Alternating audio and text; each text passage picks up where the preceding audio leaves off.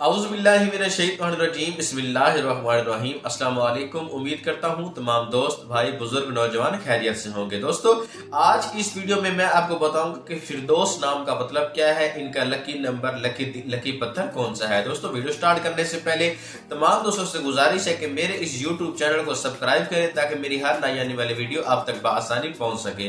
दोस्तों, video start करते हैं कि फिरदौस एक इस्लामी नाम है जो कि बहुत प्यारा और बहुत खूबसूरत नाम है, बहुत मशहूर और डिसेंट नाम है। दोस्तों, फिरदौस नाम का ज्यादातर इस्तेमाल लड़कियों के बेहतरीन नामों में शुमार किया जाता है। दोस्तों, फिरदौस नाम की इब्तदाई तारीख अरबी जुबान से निकलती है और ये अरबी जुबान का लफ्ज है। दोस्तों, फिरदौस नाम का मतलब है चमन, यानी कि बाग, चमन और बाग। दोस्तों, अगर लकी नंबर के हवाले से बात की जाए तो फिरदौस नामी अफराद के लिए बेहतरीन नंबरों में लकी नंबर 8 माना जाता है।